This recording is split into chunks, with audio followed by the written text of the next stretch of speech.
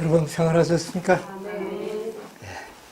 오늘도 우리 반가운 얼굴들을 보게 돼서 반갑습니다. 우리 이석궁 장로님, 사모님 반갑습니다. 또 우리 저 뒤에 우리 지사님, 제가 성함을 갑자기 기억이 안 나는데 우리가 오늘 도와주셔서 반갑습니다. 네, 오늘 또 우리 즐겁고 복된 그런 안식일 되시기 바랍니다. 오늘은 마가복음 11장에 있는 말씀으로 우리 함께 은혜를 받도록 하겠습니다. 11장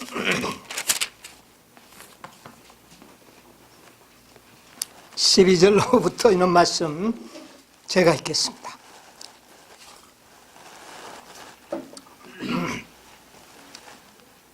이튿날 저희가 베다니에서 나왔을 때에 예수께서 시장하신지라 멀리서 잎사귀 있는 한 무화과 나무를 보시고 혹 그 나무에 무엇이 있을까 하여 가셨더니 가서 보신즉 잎사귀 외에 아무것도 없더라.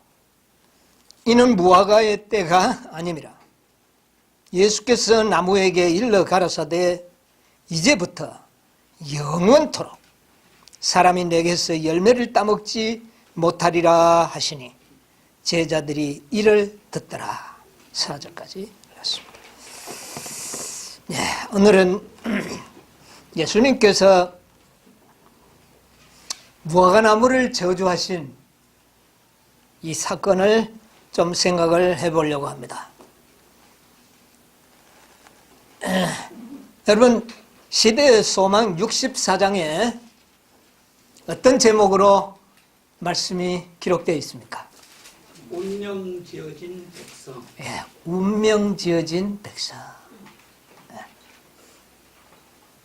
이 어느 백성을 두고 하는 말이죠? 이스라엘 백성들의 운명이 결정되었다는 것입니다. 여러분, 이스라엘 백성들은 아직까지 살아있는데도 운명은 이미 어떻게 됐다고요? 결정되었다. 여러분, 굉장히 놀라운 사건이죠. 살아있는데도 불구하고 그들의 운명은 이미 결정되어 버렸다. 가데스 반역에서 이스라엘 백성들의 운명은 어떻게 됐습니까? 살아있는데도 불구하고 그들의 운명은 어떻게 해요? 결정되어 버렸습니다. 여호수아와 갈렙의 기회를 거절한 사람은 어떤 사람도 어디에 들어가지 못한다? 한 명도 들어가지 못할 것이다. 그리고 그들은 광야로 돌아가서 장장 몇 년을 살았습니까? 약 40년.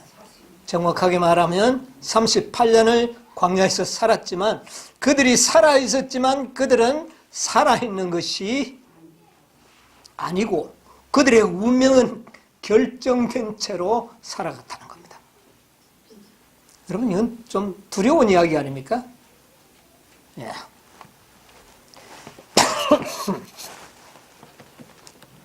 그 운명 지어진 백성이라고 하는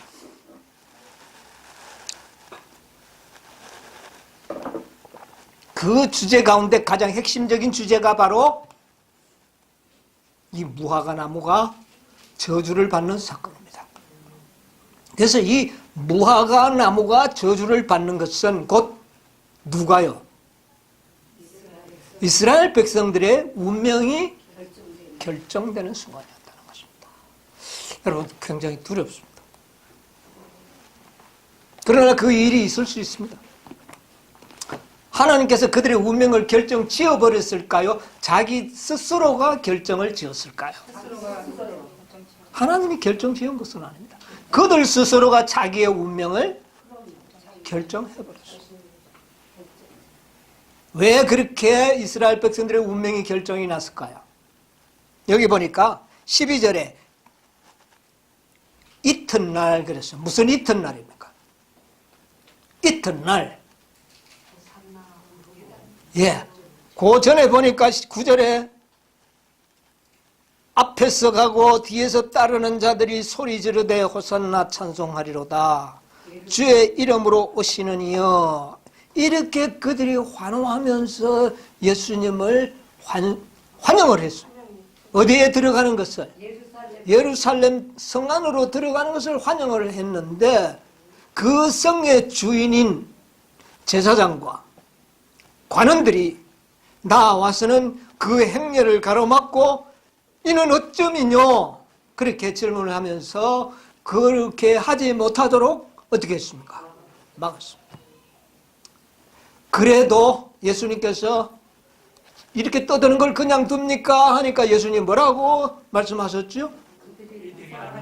이들이 그렇게 말하지 아니하면 뭐가요? 돌이 소리쳤을 것이다. 그렇게. 그러니까 이들이 그 행렬을 저지하지를 못하고 그들은 급히 돌아가서 누구를 동원했느냐 하면은 로마 관원들을 동원을 했습니다.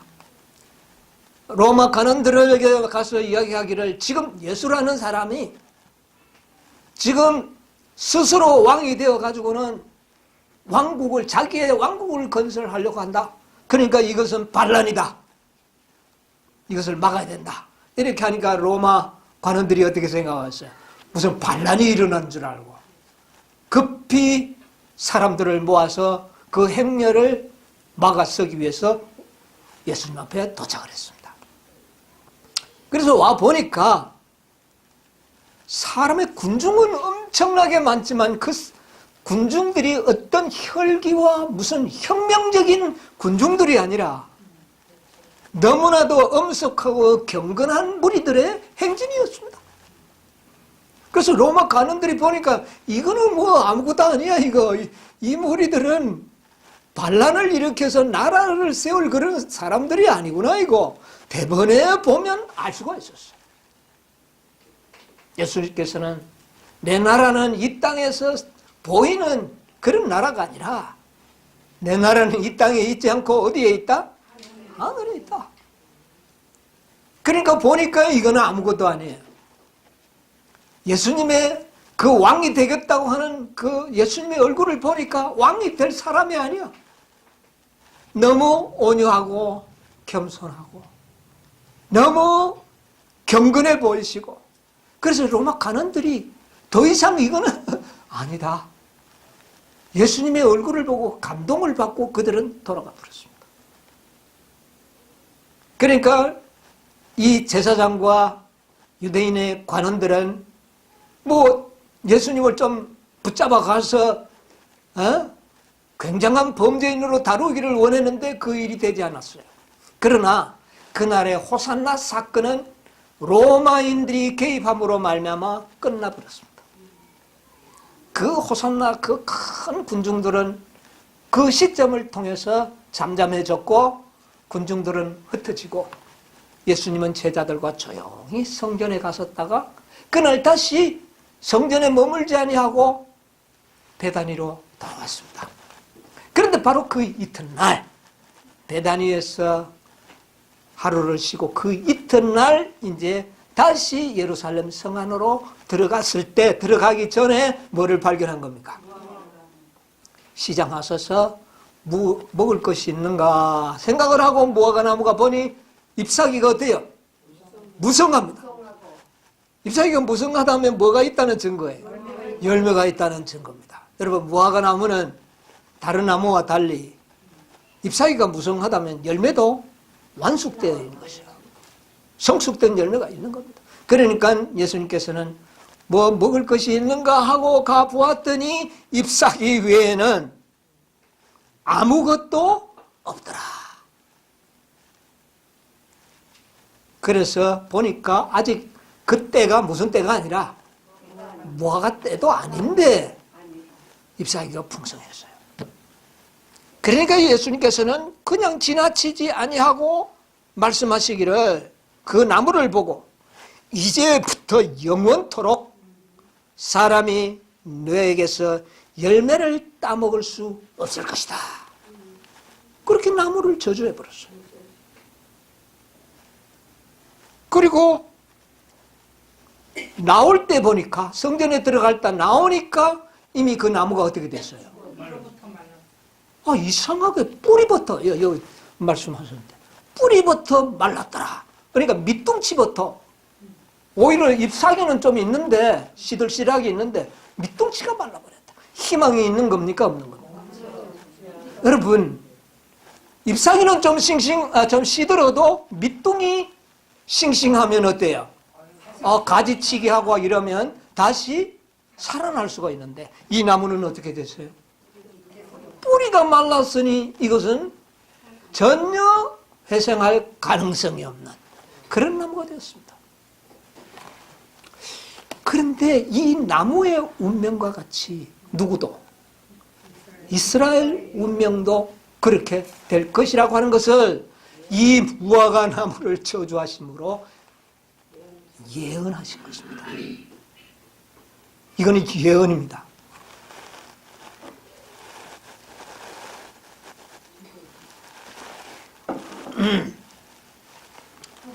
참 놀라운 일입니다. 이스라엘 백성들이 마치 무화과 나무가 밑둥치가 말라버린 것처럼, 어느 민족이요? 이스라엘의 민족의 운명인 밑둥치가 말라버린 그런 백성이 되고 말았다. 무엇 때문에 그랬습니까? 왜 그랬겠어요? 무화과 나무가 왜 말랐습니까? 왜 말랐습니까? 열매가 없고, 그런데도 마치 뭐가 있는 것처럼, 열매가 있는 것처럼 했기 때문에 말라버렸어요.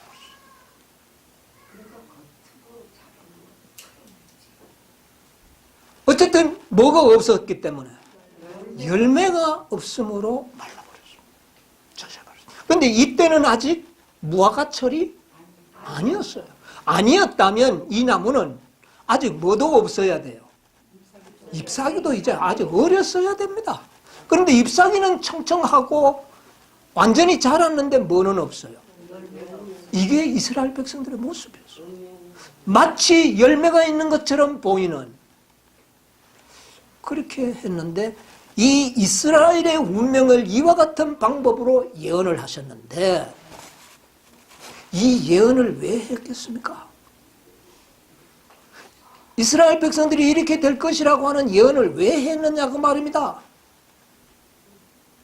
왜 했어요? 누구를 위하여 이 예언을 했을까요? 누구를 위해서?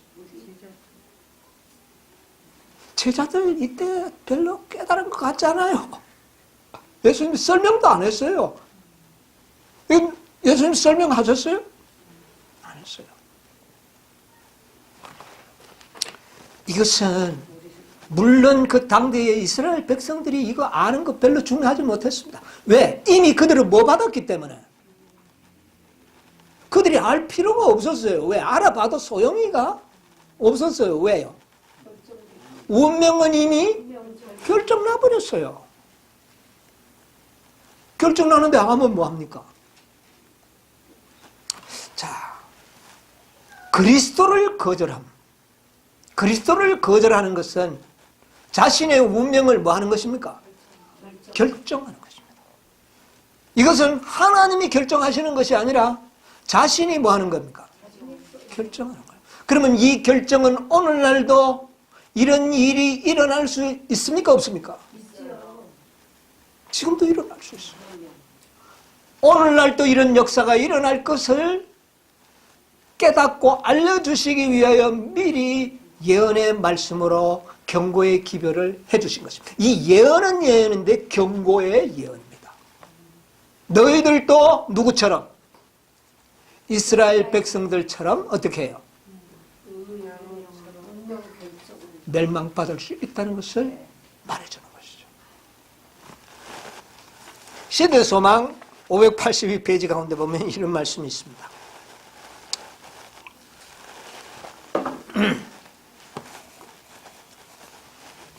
무화과 나무를 저주하신 것은 행동화된 비유였다. 이거는 뭐 그냥 비유가 아니고 행동화된 비유였다. 바로 그리스도의 면전에서 무성한 잎사귀로 의기양양하던 열매 없는 무화과 나무는 유대 민족의 상징이었다. 구주께서는 이스라엘의 파멸의 원인과 확실성을 제자들에게 가르쳐 주시고자 하셨다. 자, 이스라엘의 파멸의 뭐를요? 원인. 자, 여러분, 이 원인이 뭡니까? 누구를요? 그리스도를 거절하는 거예요. 그 다음에 그리스도를 거절하면 그 결과는 어떻게 된다는 거예요? 그들은 완전한 파멸, 완전한 멸망을 당할 것을 가르쳐 주시기 위하여 이 행동화된 비유를 하셨다 그랬습니다. 그 다음에 좀 계속 보면은요, 예수께서는 시장 하셔서 먹을 것을 찾아 무화과 나무에 오셨다. 그와 같이 그분은 뭐를요? 그분은 의의 열매를 이스라엘에게 찾으시려고 갈급하셔서 저들에게 오셨던 것이다. 뭐를 찾으려고? 의의 열매.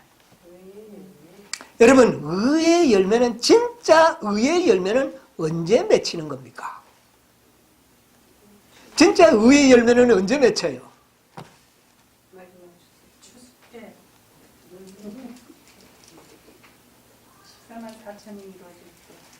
여러분, 요한계시록 14장 세 천사의 기회를 이야기하면서 땅에서 구속함을 받은 사람 가운데서 구원받은 열매들, 구속의 열매들 이야기했죠. 이게 바로 무슨 열매일까요? 의의 열매입니다. 이것은 이 마지막 시대를 살아가는 하나님의 제자들, 예수님의 제자들에게 무언가를 가르쳐 주기 위하여 행동화된 비유를 말씀하신 것입니다. 그때 당시보다 이 시대를 살아가는 그리스도의 제자들 배워야 할 교훈이라 그 말입니다. 그들이 세상에 축복이 될 수 있는 열매를 맺도록 그분은 저희에게 선물을 아낌없이 주셨다. 모든 기회와 특권이 그들에게 시여된 바 되었다. 옛날 육적인 이스라엘 백성들을 위하여 하나님이 하실 수 있는 모든 일은 다 어떻게 해요? 하셨다. 심지어 하나님의 아들이 친히 이 땅에 오셔서 그들과 33년 반 동안을 함께 사시면서 그들에게 뭐를 맺히도록? 열매를 맺히도록 모든 일을 하나님은 다 하셨다. 그러나 그들에게 뭐가 없었어요? 그것이 마치 그날 그 성에 들어가는 입구에 있었던 무화과 나무와 같은 모습의 이스라엘을 그 나무에서 발견하고 그 나무를 통하여 행동하는 비유를 말씀하신 것입니다. 열매가 맺힐 수 있도록 하나님께서는 다 했다 그랬어요. 그대로만 했다면 뭐가 맺힌다는 겁니까? 열매가 맺힌다는 거예요.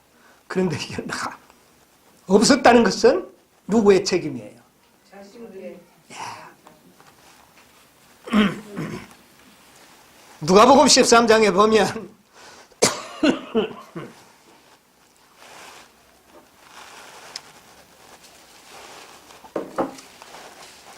누가복음 13장 6절로 9절에 있는 말씀 한번 읽어봅시다.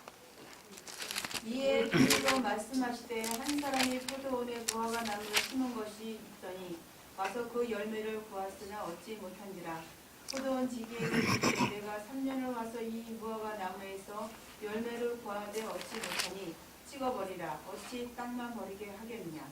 대답하여 이르되 주인이여 2년에도 그들을 내가 두루 이후에 만일 열매가 열면 좋거니와 그렇지 않으면 찍어버리기도 하였다 하십니다. 예. 여기에 보니까 포도원에 뭐를 심은 것이 있다니 무화과 나무를 심은 것이 있다니. 포도원에 말래 무화과나무를 심습니까? 그런데 포도원에 뭐를 심었어요? 무화과나무를 심었어요.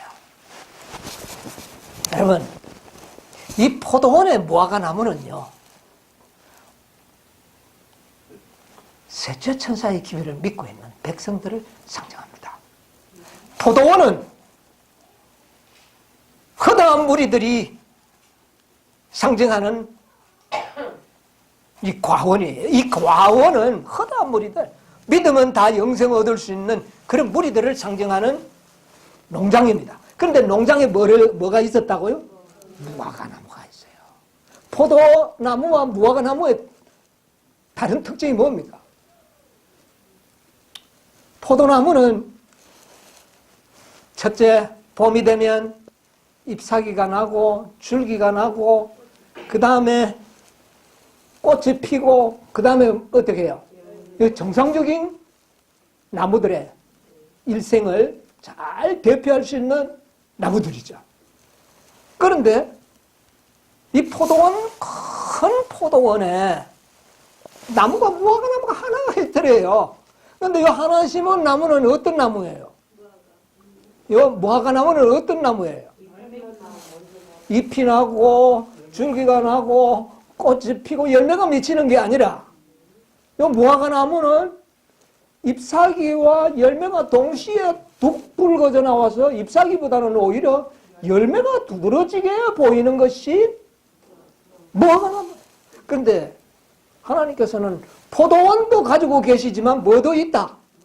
한 나무에 무화과도 재배하셨다는 겁니다.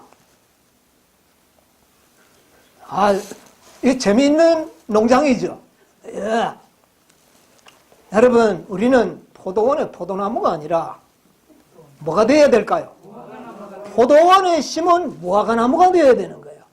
포도원 바깥에 있는 무화과가 아니고 포도원 안에 있는 무화과나무. 그래서 우리들에게는 하나님께서 열매부터 열리는 백성이 되기를 원하는 겁니다. 그런데 우리는 자칫 생각하면 잎사귀가 나야 되고 꽃이 피고 그 다음에 이렇게 되는가 보다 이렇게 생각한 이런 믿음은 우리가 가지면 안 돼요. 우리는 무화과면서 포도나무처럼 자꾸 살라 그러면 안 돼요. 무화과는 무화과의 유전자대로 살아가야 되는 겁니다. 무화과나무의 믿음과 포도나무의 믿음은 동일하지가 않다는 것을 여러분이 깨닫기를 바랍니다. 자, 여기 보니까 이런 말씀이 있어요. 시대소마 185, 83에서 4페이지에 있는 말씀 좀 보면 이 경고는 584. 이 경고는 모든 시대를 위한 것이다.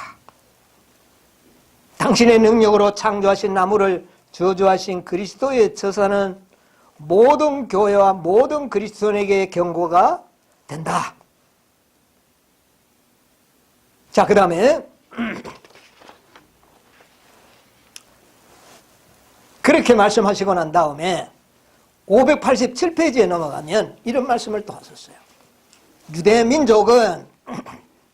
유대민족은 무한한 사랑의 탄원을 경멸하는 각 시대 백성들을 상징이었다. 모든 시대에 다 상징입니다. 그러나 보세요. 예루살렘을 향하여 우실 때에 흘리신 그리스도의 눈물은 모든 시대의 죄악 때문이었다.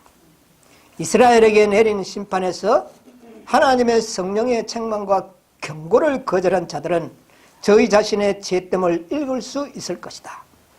불신하는 유대인들과 같은 길을 걷고 있는 사람들이 이 세대에 많이 있다. 지금 화이트부인이 이 세대를 말하는 것은 어느 세대입니까? 우리들입니다. 1844년부터 재림 때까지의 쇠천사의 기별을 믿고 살아가는 이 세대들에게 하는 말이다 그 말입니다. 그들은 하나님의 권능의 현현을 목격하였고 성령께서 저의 마음에 말씀하셨음에도 불구하고 불신과 반항에 집착한다. 하나님께서는 그들에게 경고와 책망의 기별을 보냈었으나 그들은 저희 잘못을 고백하기를 즐겨하지 않으며 그분의 기별과 그분의 사자를 어떻게 해요? 거절한다. 사자들을 거절한다. 기별자들. 하나님께서 그들을 회복시키기 위하여 사용하신 그 방법이 그들에게는 그 사자들이 전하는 그 기별들이 그들에게는 뭐가요? 그 기별들이 어떤 사람에게는 걸려 넘어지는 돌이 된다. 예수 그리스도는 바로 유대민족을 걸려서 넘어지게 되는 뭐가 되어버렸다? 돌이 되어버린 거죠.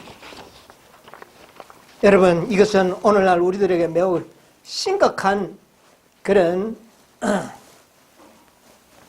비유요 사건입니다.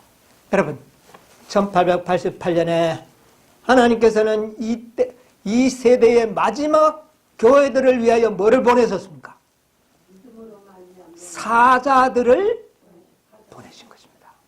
그런데 그 사자들을 뭐 하였다? 그분의 사자를 거절한다.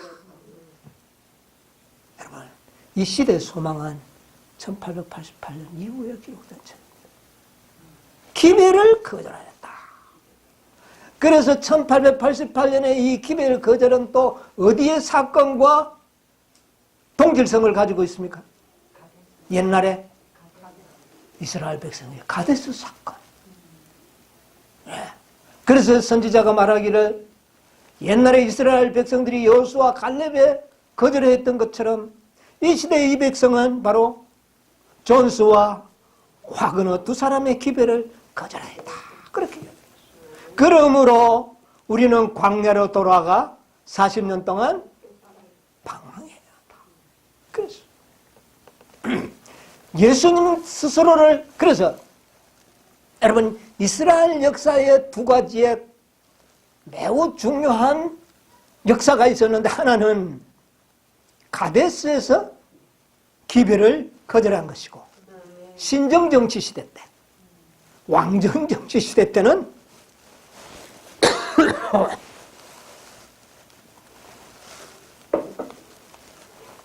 신정정치 시대와 왕정정치 시대를 구분하는데 신정정치 시대는 가데스에서 반역한 사건이요. 왕정정치 시대는 뭘까요? 그리스도를 거절한.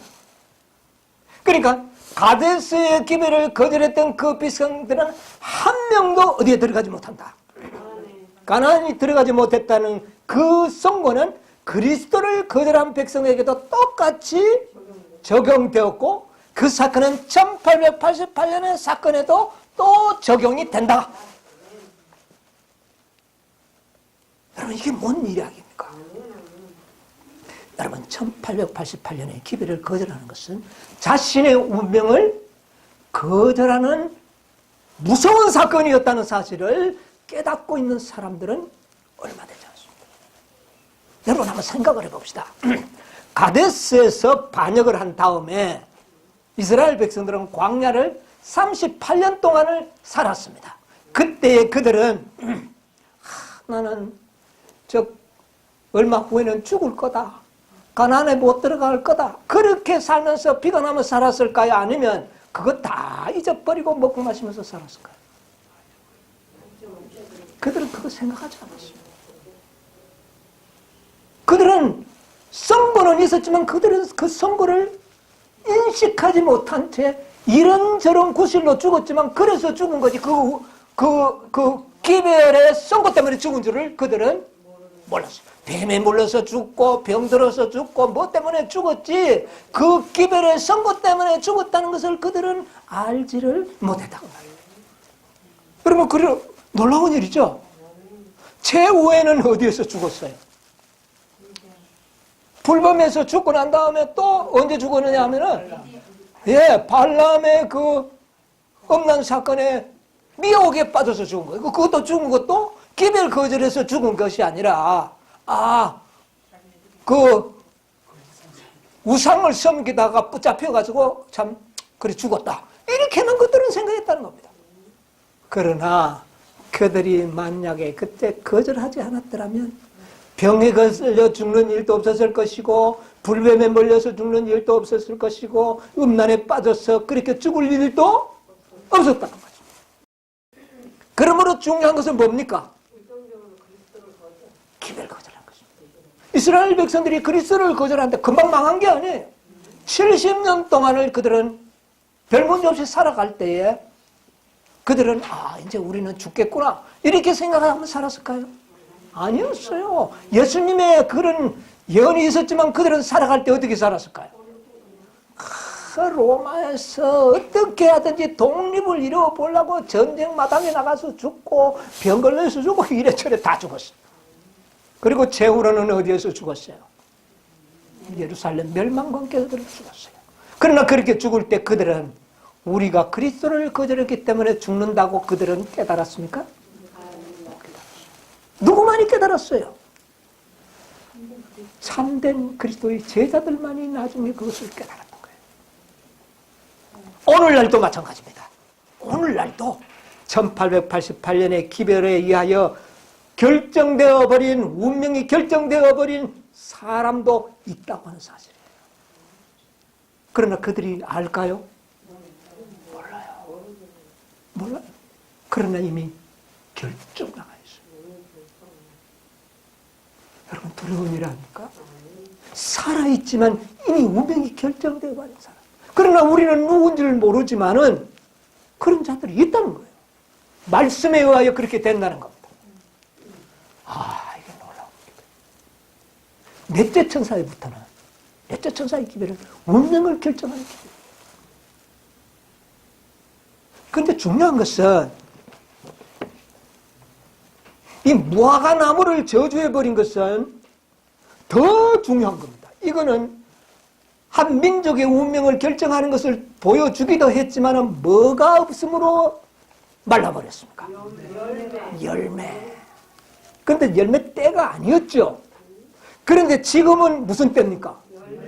지금은 의의 열매가 맺힐 수 있는 때 확실합니까? 그런데 우리에게 열매가 없다면 어떻게 될까요? 우리도 찍어버리는 게 아니라 밑둥치부터 말라버리는데 언제 말라버립니까? 이거는 70년 동안이 아닙니다. 38년이 지나고 난 다음에 결정나는 게 아니고 언제 결정났어요? 아침에 하고 들어갔다가 나오니까 말라버렸어요. 하루도 안 지났어요. 하루가 지나지 않았어요. 여러분 이것은 뭔가 매우 놀라운 표상이고 예언 아닙니까? 넷째 천사의 기별을 했을 때는 기간이 많이 있었어요. 38년도 있었고 70년이라는 기간이 있었어요. 오늘날도 넷째 천사의 기별을 하고는 얼마까지 갔어요? 100년이 넘어갈 유예기간이 주어지고 있어요. 그러나 이 열매가 맺힐 때에 열매가 없는 것은 하루 만에 말라버려요. 하루 만에. 여러분 이게 굉장히 뭔가 우리에게 시사하는 뭐가 있잖아요.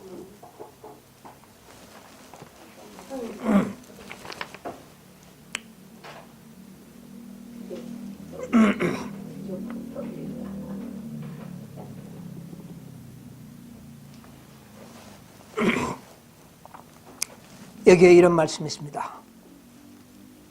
편지 이번에 서신 76, 1900년도에 기록한 말씀인데 하나님의 계명을 지키지 않고는 의의 열매를 맺지 않기 때문에 하나님의 인을 받지 못할 사람이 많다. 뭐를 안 지키는 자에게는 계명을 안 지키면 그거는 뭐가 아니다. 열매는 아니다. 여러분 여기에서도 뭔가 의미가 있죠. 계명을 지키지 않는 개신교회들은 뭐는 아닙니까? 구원은 받아도 열매는 아닙니다. 열매는 반드시 뭐를 지켜야 된다? 계명을 지켜야 된다. 그러므로 14만 4천인들의 조건 중에 하나는 확실한 것은 뭡니까? 계명을 지켜야 된다. 계명을 지키는 자들이 열매를 맺을 수 있기 때문에. 그러므로 1844년 이전에는 하나님의 살아계신 하나님의 인이 없다는 것을 여기서도 보게 되는 거예요. 열매가 아니라는 것이에요. 그 다음에 시대의 소망 309페이지 가운데 보면 이런 말씀이 있어요. 그리스도의 시대에 사람의 마음의 가장 큰 기만은 진리에 동의만 하면 의의가 성립된다는 생각이었다. 진리를 뭐만 하면 깨달았다. 그거 맞네. 이렇게 동의한다고 해서 의의가 된 것은 아니다. 많은 사람들이 이럽니다. 14만 4천이 실수가 맞네. 죽은 자도 포함되는 건 맞네. 그러면서 아는 것으로 끝내버리는 그것이 열매가 되는 것은 아니다. 그게 의의가 되는 열매가 되는 거 아니다. 우리에게 굉장히 중요한 의미를 깨닫게 해줍니다. 많은 사람들이 우리가 이야기하면 그걸 깨닫는 순간 진짜 깨닫는 사람 뭐라 그래요? 맞네, 맞다. 이거 맞아. 그리고 몇몇 사람인데 가서 전합니다. 이거 맞다고. 그리고 그 다음에 알고만 있고 그 다음에 끝나버려요. 그 다음에 뭐가 계속돼야 돼요? 그 열매가 맞으면 그 의의 기별을 매일과 같이 식물로 삼는 경험이 필요한 거예요.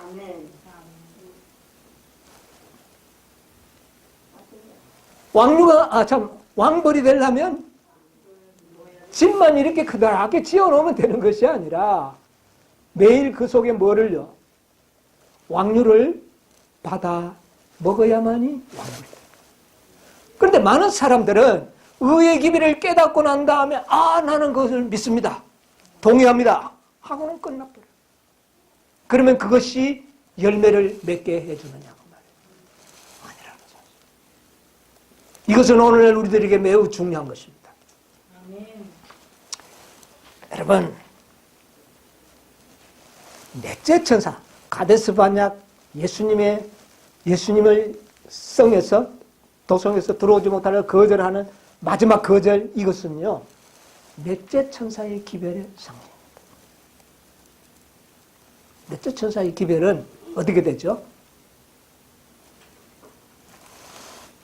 그들의 운명이 결정나는데 시간이 꽤 많이 유예기간이 멸망당하기까지 있었어요. 그러나 넷째 다음에 다섯째는 어떻게 돼요? 그 기별을 거절한다면 깨닫지 못하는 자들이 아니고 거절하는 자들을 말합니다. 거절하는 자들은 어떻게 될까요? 또 38년 갈까요? 굉장히 근데 뭐부터 말라버린다고요? 잎사귀부터 마르는 게 아니라 뿌리부터. 이건 희망이 없다는 거예요. 이 다섯째 천사의 기별은 뭐 맺도록 하는 기별입니까? 열매 맺도록 하는 기별입니다. 넷째 천사는까지는요 꽃이 피고 잎사귀가 피고 할 그런 기간이 100여년이라는 기간이 주어졌어요. 그러나 앞으로 이 18장의 두 번째 천사의 다섯째 천사의 기별은 뭐를 먼저 맺혀야 돼? 열매를 맺는 거예요. 잎사귀가 나고 줄기가 나고 꽃이 피고 이렇게 할 여가가 시간이 지금 없다는 겁니다. 그렇기 때문에 뭐가 동시에 다 이루어집니까? 열매와 잎사귀와 꽃과 모든 것이 동시에 이루어지는 시대에 살고 있는 거예요. 그럼 이건 놀라운 이것이 일반 보통 시대 때의 복음과 다른 복음입니다. 똑같은 복음이지만 전에는 잎이 피게 되고 줄기가 나오고 꽃이 피고 열매가 맺히는 이런 순서적인 복음이었다면, 첫째에서 넷째까지는 그런 복음이었다면 다섯째는요 열매, 잎사귀가 먼저가 아니라 열매, 잎사귀, 꽃이 동시에 생겨서 자라나 버리는 거예요. 그런데 이 기별을 거절하면 시간이 없다는 거예요. 옛날 복음으로서는 구원받기가 힘드는 건데 잎사귀가 피고 줄기가 나고 꽃이 피어서 열매 맺히는 이런 믿음을 가지고 있다면은 서리가 내릴 때 모두가 뭐가 될까요? 쭉쭉. 그러므로 이 시대의 복음은 어떤 복음이어야 해요? 열매와 잎사귀와 꽃이 동시에 자라나서 짧은 시간 안에 열매가 어떻게 돼요? 익어야 되는 거예요. 이것이 다섯째 천사이고요. 여러분 이해하시죠? 그러니까 오늘날 우리가 강조하는 기별이 뭡니까? 시대서방 762페이지를 강조할 수밖에 없는 거죠. 그 기별을 보면 예수 그리스도를 믿음으로 이렇게 순서적으로 되어 있지 않고 뭐를 먼저 선물로 주겠다 그랬어요? 품성을 선물로 주고, 그 다음에 영생을 선물로 주고, 그 다음에 성화를 선물로 주고, 그 다음에 끝나는 것입니다. 그러니까 이것은 동시에 어떻게 되는 거예요? 동시적으로 주어지는 열매와 꽃과 잎사귀가 동시에 주셔서 열매가 익어지도록 하는 기별입니다. 그러니까 이 기별이 중요합니까? 안 합니까? 이 예언이 중요합니까? 안 합니까?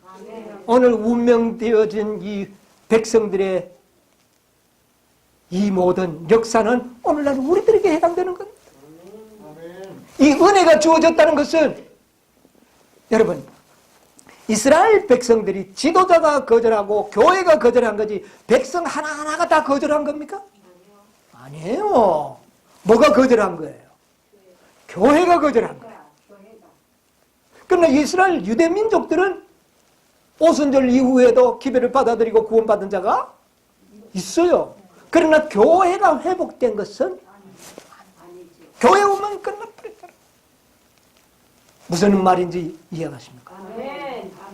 오늘날 재림교회가 1888년에 기별을 거절한 것은 교회로서는 다시 한번 그 기별을 전할 수 있는 기회는 교회는 없다. 교회가 그 기별을 전하지는 못할 것이라는 말입니다. 그러나 누구는 깨달을 수 있을까요? 개개인에게는 희망이 끝나. 재림교회 교단을 통해서는 1888년의 기별이나 다섯째 천사의 기별을 결코 들을 수 없습니다. 그 교회를 통해서. 왜? 그 운명은 끝났다. 그 사명은 끝났다는 말입니다. 여러분 잘 이해하시기 바랍니다. 이게 중요한 거예요. 그래서 이 기별은 교단이 아닌 개인적인, 지금 또 독립선교단체들 개개인적으로 성경을 깊이 연구하는 하나님의 백성들을 통하여 이 기별이 어떻게 해요? 전해지고 있는 것이죠. 무슨 말인지 아시죠? 그러므로 우리는 교회가 가르쳐주는 기별만 그냥 믿고 아멘 아멘 하고 가다가는 뭐 하다는 말이에요? 위험하다는. 그것은 그런 일은 더 이상 없다는 거예요. 여러분 모세가 말이에요. 모세가 가나안에 들어갔습니까? 못 들어갔습니까? 왜 못 들어갑니까? 예? 가나안에 못 들어갔어요. 못 들어간다고 하나님께서 그랬어요. 그 왜 그랬어요? 다섯 번째 기별. 다섯 번째. 그러니까 이스라엘 백성들에게 다섯 번이나 반복해 준 복음을 마지막 다섯 번째를 이 다섯 번째 이르러 왔을 때에 모세가 실수해 버렸습니다. 그러나 사실 모세가 구원받잖아요. 그것은 오늘날 이 시대에 우리에게 뭔가를 교훈을 주기 위해서 하나님께서 모세를 가나안에 안 보냈어요. 실수하면 된다 안 된다? 안 된다는 겁니다. 그러면 모세가 실수했잖아요. 그러나 모세가 그 일을 회개했기 때문에 구원받을 수 있고 놀라운 구속에 참 하나님의 종으로서 승천해서 하늘에까지 갔지 않습니까? 그러나 그 당시에는 죽었어요. 왜 그러냐면 가데스의 기별을 거절할 때 모세는 거절하지 않았습니다. 받아들였잖아요. 받아들이고 이제 38년을 돌고 다시 가데스에 왔을 때에 실수했거든요. 그러나 그때는 뭐 하지 말아야 돼요? 실수도 하지 말아야 돼요. 실수하면 안 돼요. 열매가 되어야 된다는 말입니다. 열매. 열매로서 하나님께 드려줘야 되는데 열매가 되지 못한 거예요. 이거 우리에게 주는 놀라운 겁니다. 지금 우리를 열매를 만들어서 실수도 하지 않을 백성을 만들기 위해서 하나님께서 우리를 지금 38년을 광야를 돌면서 교훈하고 있는 겁니다. 예. 그래서 다섯째 천사의 기별은 뭐를 만들어주는 기별? 열매를 만드는 기별까지 준 거예요. 그런데 모세는 막 그만 실수해버렸어요. 여러분, 열매들은 실수하면 안 됩니다. 그래서 모세가 하나님의 그 구속의 경륜의 계획을 제대로 나타내지를 못했기 때문에 광야에서 죽고 말았던 것입니다. 다섯째 천사는 뭐를 맺히게 하는 것이다? 열매를 맺히게 하는 것이다. 이제 우리는 뭐를 맺혀야 될까? 그런데 이 기회를 거절해버린다면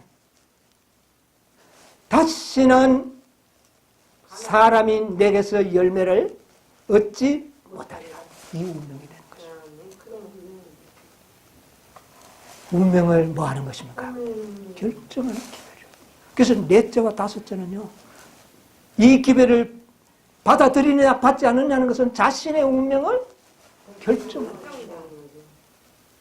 교회가 거절한다면 교회의 운명이 끝이 나고, 개인이 거절하면 개인의 운명이 끝이 난다. 이것을 알아야 된다는 거죠. 여러분, 이 기별의 중요성을 깊이 깨닫게 되기를 바랍니다. 그래서 이 다섯째 천사는 바로 의의 기별이요, 의의 열매를 맺히는 거예요. 의의 열매를 찾으러 왔으나 열매를 찾을 수가 없었기 때문에 저주. 하루 만에 말라버렸어요. 하루 만에. 더 이상 뭐가 없기 때문에. 아니, 더 이상 기별이 없어요. 예수님이 예루살렘에 줄 수 있는 기별이 더 없어요, 이제. 마지막 거절이기 때문에. 다섯째는 이 세상에 하나님이 줄 수 있는 마지막 기별. 이 기별을 확실하게 거절하는 영혼들은 잎사귀가 마르는 게 아니라 밑둥부터 말라버리는 그런 운명이 된다는 것입니다. 참, 이것은 우리에게 역사적으로 매우 심각. 그러나 여러분이요, 심각성만 있는 것이 아니라 매우 평안해보. 오늘 우리 교장 선생님이 뭐라 그랬어요? 밑 빠진 독에 물을, 이 우물에 물을 자꾸 길러 보라 그러니까 이 부하들이 생각하니 웃기는 이야기니까 아무도 안 했는데, 한 부하는 어떻게 했어요? 왕이 시키니까 그냥 시키는 대로 차든 안 차든 그거는 결과에는 관계없이 계속 우물물을 어떻게 했어요?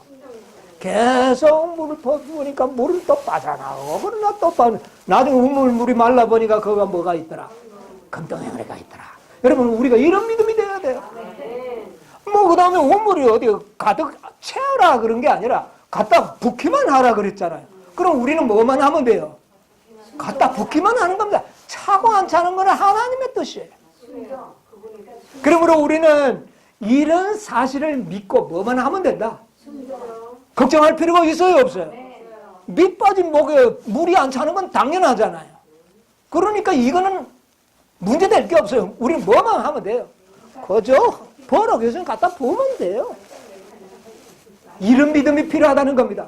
여러분, 의의 열매를 맺히고 달고 이런 거 참 복잡하죠. 그러나 알고는 있어야 돼요. 그러나 우리는 의의 열매가 맺히게 하는 것은 누구예요? 주님께서 하실 일이고, 우리는 뭐만 하면 돼요? 물만 갖다 부으면 돼요. 자꾸 다 부었더니 보니까 나중에 뭐가 나오더라? 금덩어리가 나오더라. 이게 뭐예요? 이게 생명이요, 이게 품성이요, 이게 의의 옷이요, 의의 열매 아닙니까? 그렇죠. 그러므로 우리는 걱정하지 말고 아무것도 염려하지 말고 뭐만 하면 돼요? 순종만 하면. 그렇게 순종하려면 뭐가 필요합니까? 믿음이 필요합니다. 뭔 말인지 아세요? 아이고, 왜 이거 갖다 보면서 아이고 물이 안 차나, 이거 언제 채우나, 이렇게 하지 말라는 겁니다. 우리는 뭐만 하면 돼요?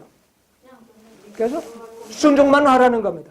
그런데 내가 순종 안 하고는 나중에 문제가 있을 수 있다. 순종 왜 안 합니까? 왕의 말을 안 믿으니까. 안 믿으니까 안 하니까. 지금 현재 우리가 다섯째 천사의 기별이 뭡니까? 믿으면 뭐가 맺힌다? 열매가 있다. 그러니까 걱정하지 말고 그 말씀을 대로 믿기만 하면 돼요. 지키라 하면 지키고, 앉아라 하면 앉고, 가라 하면 가고, 오라 하면 오면 되는 거예요. 뭐는 하지 말고 걱정하지 말라는 거예요. 이게 몇째 천사의 믿음이다? 그래서 복음은 평안입니다. 그러나 하나님의 계획을 우리에게 알려주셨어요. 우리에게 이처럼 알려주신 하나님께 감사합시다. 정말 이 복음을 우리 사랑하는 영혼들에게 전해야 되지 않겠습니까?